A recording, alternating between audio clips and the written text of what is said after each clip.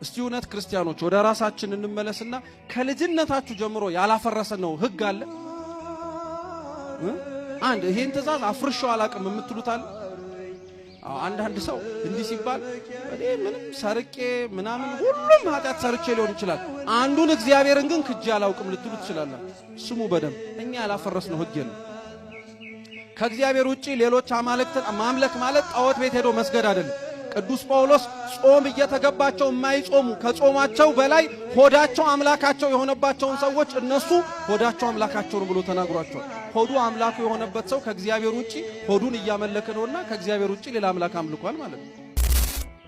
አይ እኔ ከእግዚአብሔር ውጪ ሌላ አምላክ አምልኬ አላውቅም እንደሚለው ሁሉ እኔ የእግዚአብሔርን ስም በከንቱ አልጠራውም የሚል ሰው ይኖራል ከኛ መካከል? ታውት ለጽድቅ ይቀርና ለከንቱም ነገር አይደል የእግዚአብሔርን ስም የምንጠራው? ይሄ እኮ ነው የእግዚአብሔር ስም። ውሃውን ጸበል የሚያረገው፣ ያቀረብነውን ህብስት የአምላክ ስጋ የሚያረገው፣ የቀረበውን ወይን ዘቢብ ደመ መለኮት የሚያረገው እኮ የአምላክ ስም እኮ ነው። ይሄንን የአምላክ ስም እኛ በከንቱ እንጠራዋለን።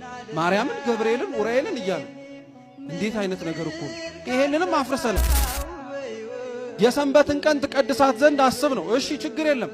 ሰንበትን እንደዚህ ባለ መልኩ የምናሳልፈው ሁሌ ነው ተሰብስበን ቃል እግዚአብሔር የምንሰማው አይደለም።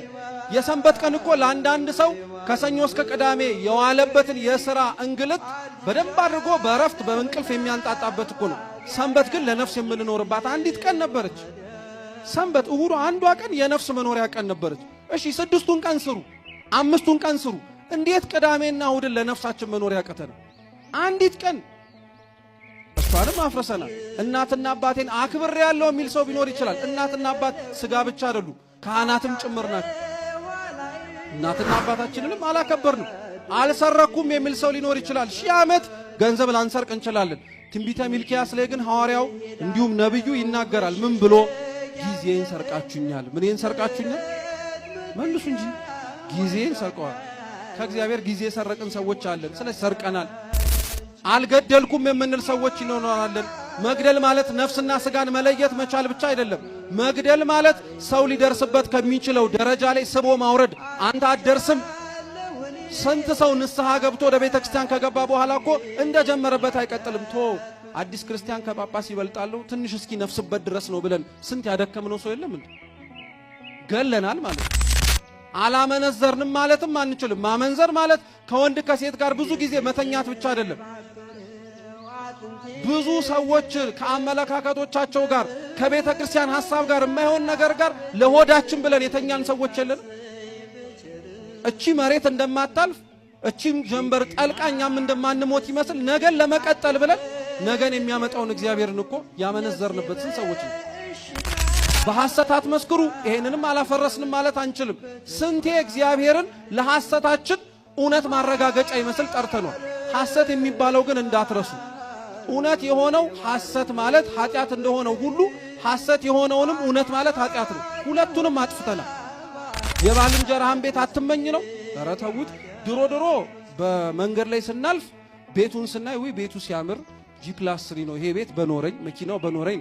አሁን እኮ ገብተን ማድጋውና ድስቱን እንመኛለን። ምን የቀረን ነገር አለ? ባልንጀራን እንደራስ አድርገው ውደድ ነው። ባልንጀሮቻችንን ተውት፣ እንደራሳችን አንወዳቸው ይሆናል። እኛ ራሳችንን እንወደዋለን እንዴ? እስኪ መልሱት ለራሳችሁ። ራሳችሁን ትወዱታላችሁ? እንደማንወደው ትክክለኛ ማሳያው ምን መሰላችሁ? ኃጢአት መስራታችን። ኃጢአት እኮ በሽታ ነው። እንዴት ነው ሰው ራሱን ወዳለው እያለ በሽታ ራሱ ላይ የሚጠላው? በሽታ ራሱ ላይ እንዲመጣበት ያደርጋል። ሰው ራሱን እየወደደ ራሳችንን አለመውደዳችን ኃጢአት በመስራታችን እንደሚገለጠው ሌላውን አለመውደዳችንን የሚታየው እኛም የምንሰራውን ኃጢአት እናሰራዋለን። ስለዚህ እኛም ሰውን አንወድም፣ ሰውም እኛን አይወደድም፣ ራሳችንንም አንወድም።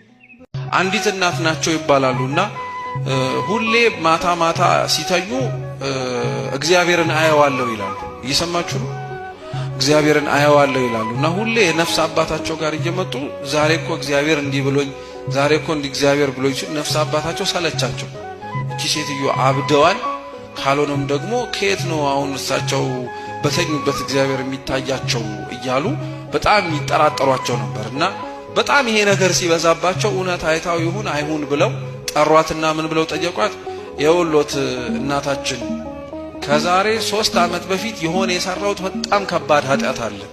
እስኪ እውነት እግዚአብሔር ታይቶ የሚገለጽልሽ ከሆነ የኃጢአት ምንድነው ብለሽ ጠይቂው አሏት። እየሰማችሁ ከዛ በኋላ ያው አባቷ ወይም የነፍስ አባቷ እንደዛ ብለው የጠየቋት አትመለስም ብለው ገብቷቸዋል። አትመለስም ብለው ነው። ምክንያቱም ማንን እያየች እንደሆነ ጭራሽ ማያምኑ። ጎሽ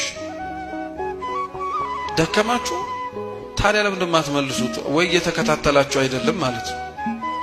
መልሱ ታዲያ። አባቷየዋ ማንን እያዩ እንዳልሆነች ነው የሚያውቁት። እግዚአብሔርን እያየች እንደሆነ አያምኑ። ስለዚህ ኃጢአቴን እስኪ ጠይቂውና ይንገርሽ ብለው ነበር የላፋ። ከዛ በቀጣዩ ቀን ላይ መጣች ሴት ቀጥ ብላ መጣች እና ነፍስ አባቷ ደነገጡ። ምክንያቱም ያው ነግሯታል ማለት ነው ብለው ማለት ነው። ከዛ በኋላ አስጠጓት። ያው ሰው ተሰብስቦ ስለነበረ ምናልባት ደግሞ ገመና እንዳይወጣ ብለው እኔ ምልሽ ምን አለሽ አሉ። የትኛውን ኃጢአት ብሎሃል አለችው። እግዚአብሔር ራሱ አይገርም? ከ3 ዓመት በፊት ንስሐ የገቡበት ኃጢአት ስለሆነ እሱ ራሱ ሲጠየቅ የትኛውን ኃጢአት ብሎ ነው የመለሰው። ረስቶታል ማለት ነው፣ ትቶታል ማለት ነው። በእርግጥ መርሳት ለእግዚአብሔር ባህሪ አይስማማውም፣ አይዘነጋም። እሱ እንደኛ ዝንጋዬ የለበትም። ግን ንቆ ይተዋል። ንስሐ ገባንበታ። ንስሐ ይሄን ያክል አቅም አለው ማለት ነው። አያችሁ